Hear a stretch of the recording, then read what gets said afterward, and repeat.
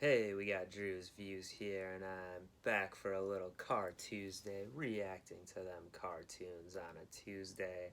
Today I'm on Legend of Korra, Book 3, Episode 7, which is apparently titled Original Airbenders. Okay, so maybe we're gonna get some insight into the history of airbending.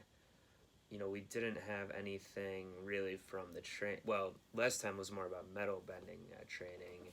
We didn't see Tenzin or any of them at the temple or anything, or the rest of his family back where they are. So they'll probably be in this one. I'm thinking doing some airbending stuff, maybe getting a little history lesson. I'm also wondering whether Zhao, is his name Zhao the villain? Let me just double check on that as well. Zahir the villain. Oh yeah, Zhao's from the original Avatar series, Admiral Zhao. Yeah, so Zahir and his team, I'm still curious to know what the deal with them is, other than they're just after Korra, after the Avatar. It did seem like Zahir, he must have just gotten his airbending powers like everyone else did here, but he does seem to know a lot about them anyway. Like he was talking to Kaya and the one thing before she realized who he was, a couple episodes ago. It does seem like he knows more about the culture or something. So maybe something to do with airbending is related to him as well, or why he's doing what he's doing in the first place. Not sure. So maybe we'll get some insight on them this time too. Last time they were approaching, I believe, the metal city there to confront Korra, I'm assuming, or try to, I don't know, kill her or do whatever they're going to do with her, kidnap her or something. So, yeah, we'll see. We might see a little action between those two sides this time. Again, last time was mainly about Sue and Lynn, the two sisters, kind of reuniting a little bit, hashing things out. Lynn got some acupuncture work done. Didn't quite follow through the first time. Uh, Shot those needles everywhere. Then was having, getting sick from it basically, and then finished it.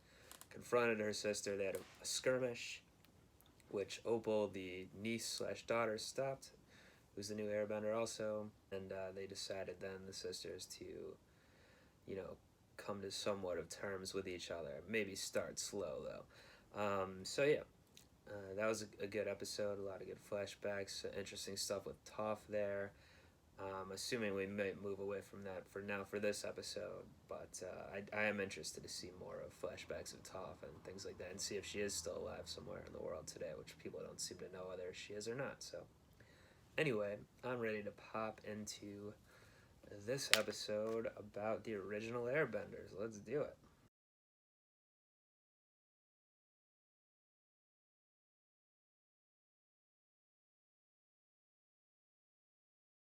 All right, so yeah, basically just a Airbender, or just a Tenzin family episode there.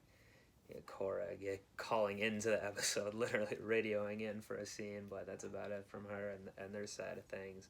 It's a good one though. I enjoyed that. I like the airbending fighting style is really cool, and yeah, the whole end scene there. I didn't even say much or anything. I was just pretty much just watching. I really enjoyed that action scene. I think I don't know if I think that if airbending is the coolest bending fighting in Avatar, or it's just because we've seen the least amount of it, because in the original series it was really just Aang doing it. So even though he had a lot of cool moves, obviously, but he was the Avatar, of course, so he was using other bending elements too. Now this is the first time, this season basically is the first time we've seen a big group of people being able to airbend, and we see them together, or working together, or whether they're strictly working together or not with their moves. They're all airbending at once to fighting these, in this case, these earthbenders guys. Yeah, so I don't know if it's just because I've seen it the least, or I think it really is the coolest style. I think I really might think that though. I mean, it's, yeah, just like the nimbleness and everything, and like that one move Kai did was really dope. I like that a lot, where he did the flip over and kind of spun the guy out. I don't really know how to describe it, but we just saw it. Yeah, so with the Tenzin, it's a little bit. It's not the most original storyline, of course. Here, just in general with getting new recruits trained up, and specifically with Tenzin having to lead, and he's had issues throughout the whole show of getting, because people think he is the stick in the mud guy, or he is too stern or serious, which he essentially is. So getting him to accept certain things, or how to lead people and whatnot. And yeah, with Boomy, I do feel where he's coming from, of like, I have to be this, he's like an old man now, basically, back in boot camp or whatever, even though it was kind of his idea when Tenzin asked him there.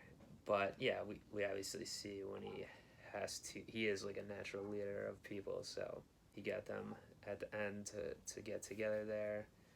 And yeah, it is cool that he's now able to be really part of the family, the airbending tradition. And yeah, with the tattoo thing, like I said, if she gets those tattoos, I mean, I guess they're all down your arms and whatever. I don't know if they all over your body or not, but is she gonna have to? I wouldn't think a younger girl would want to have her head shaved like that. I guess maybe the hair grows back over, and obviously it does, but what's the point then? People can't see the tattoo, I guess, just on your hands or whatever. Well, whatever. I never understood tats much myself anyway, which puts me at somewhat odds with culture in general these days, but most people seem to love tattoos, and be more and more people just covering themselves up with them. But anyway, that's neither here nor there, certainly. So yeah, no Zahir and the crew this time. I gotta assume that means next time we'll be back with them, and confronting the Metal Clan folks and Korra and everyone. If not, then I don't know what's gonna be going on. But yeah, so it seems like I'm just trying to think how the rest of the season will go. I think there's 5 or 6 more episodes left. 6, I think. So maybe the Metal Clan, or rather, Zahir's crew will do something against Korra, cause some trouble there in the Metal City, and then Tenzin and all the new Airbenders will have to come help them out in some way, or they'll meet in the middle at some point. I still don't exactly see where this plot is going in this book, other than like what's obviously all the training of Korra and the metal bending, and getting all those, Lin and her family together, and then Tenzin with his family and all the Airbenders. Like, I see all that's obviously what's happening this season, but where is the crescendo essentially happening? What is the main conflict where is it gonna go down and be around? We'll have to see that still. So anyway, good episode. I'll be back next Car Tuesday for Book 3, Episode 8 of The Legend of Korra. And until then, I'll be up out of here. Peace. Okay, everyone is dismissed. We'll just pick this up tomorrow.